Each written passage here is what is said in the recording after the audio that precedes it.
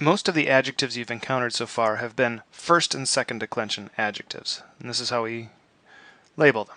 First, second declension. And they've been adjectives like bonus, bona,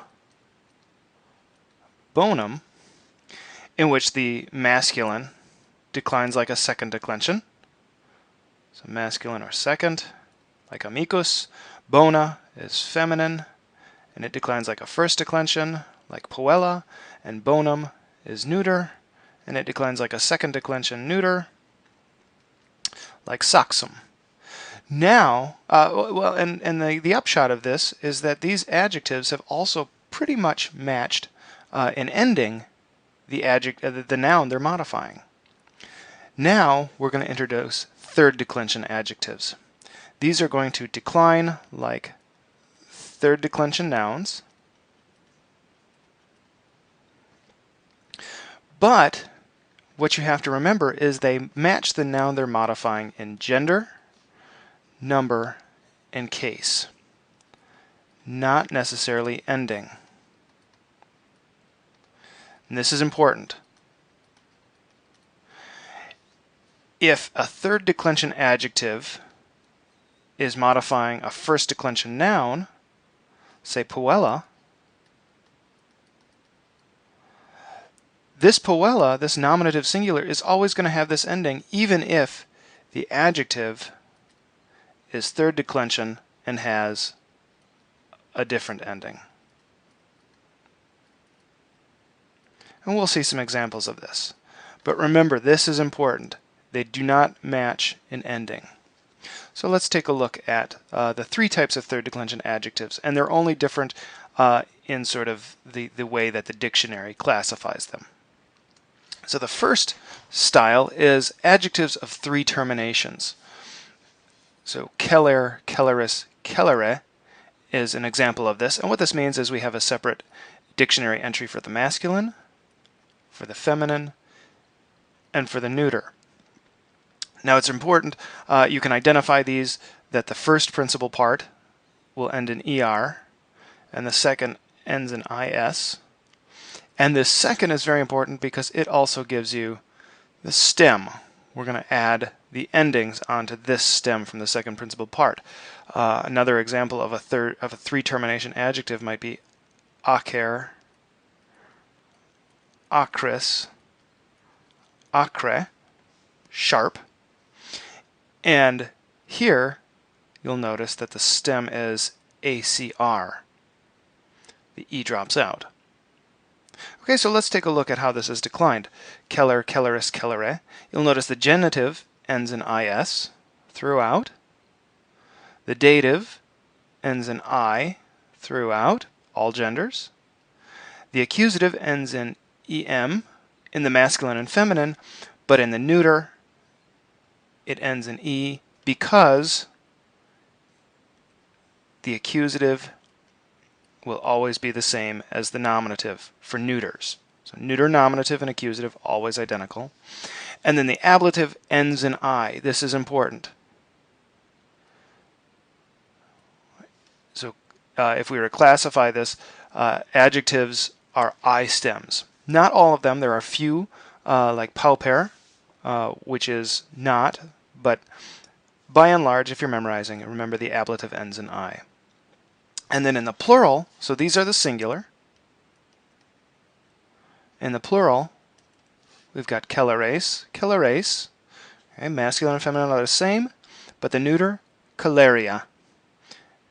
And this is important because neuter, plural, nominative always ends in a.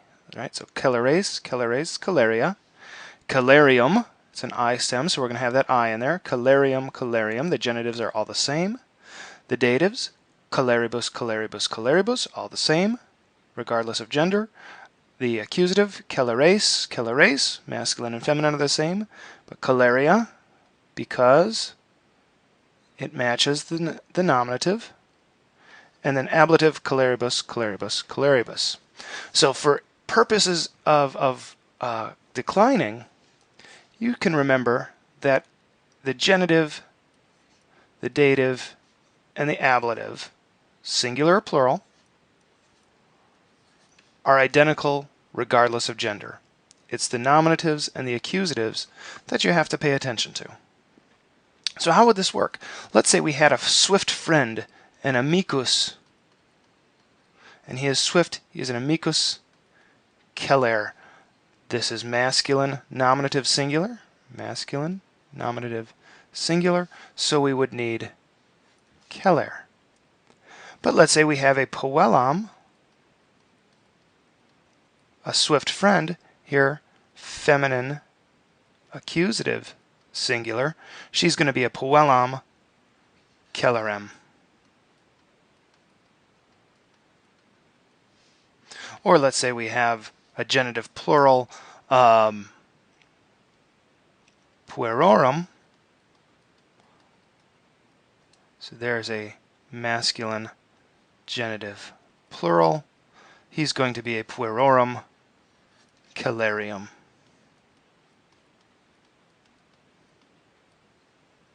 And of course we could also modify a third declension noun. We could have our reges, our kings, and this is masculine, nominative, or accusative, plural, but they're going to be reges celeres. There the endings are going to match, but that's not always the case. So those are adjectives of three terminations. You're going to have three entries in the dictionary or in your vocabulary list. Use the second principal part to form your stem.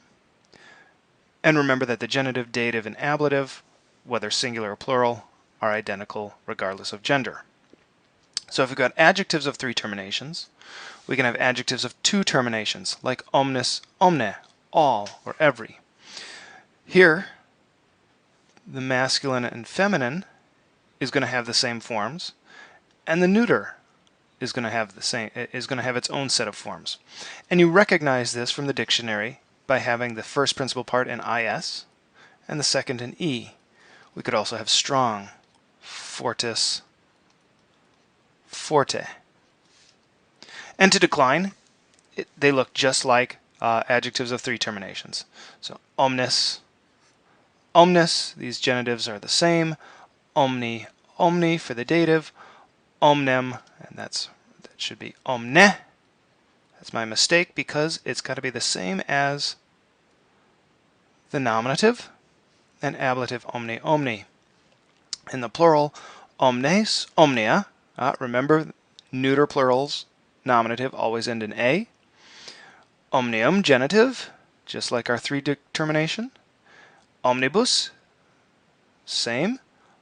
Omnes, omnia, divergence there, because the neuter nominative is the same as the accusative, and ablative, omnibus, omnibus. And we would decline, we would match nouns just as we would with three termination. So we could have a saxum. We could have every rock.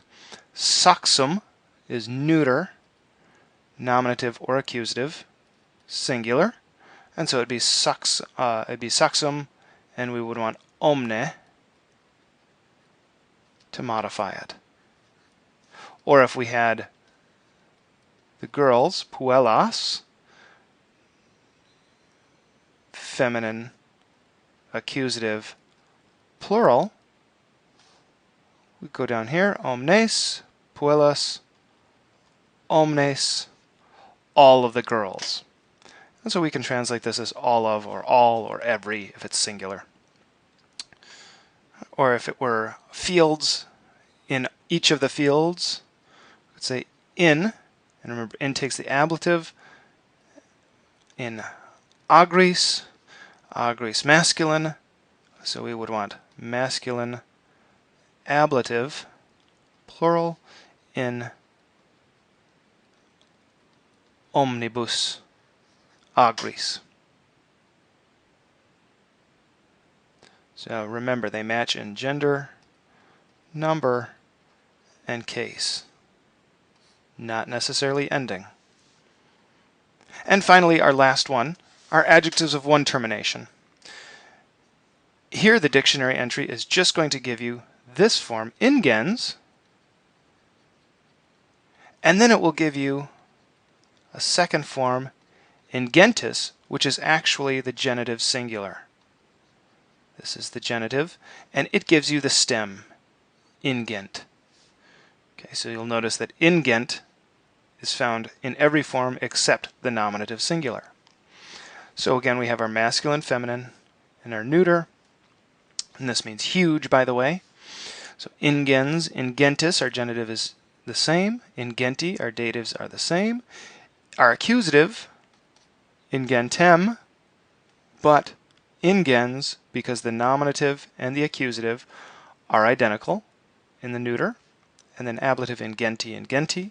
The nominative ingentes, ingentia, because of our neuter rule that neuter nominative plurals end in a. Ingentium, identical in the genitive. Ingentibus, identical in the dative. Ingentes, ingentia.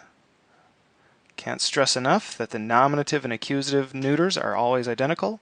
And then ingentibus, or ablative plural. And this would work just the same. We could have of the huge boys, puerorum,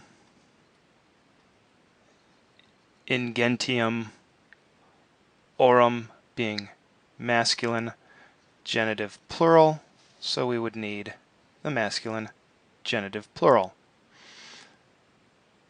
Or puellas, the huge girls, accusative, feminine, accusative, plural, puellas, ingentes, right there. So memorize your forms. Remember, the ones that will give you the most trouble are going to be your nominatives and your accusatives because they're not always identical. And always make sure you identify whether it's a one termination, two termination, or three termination adjective.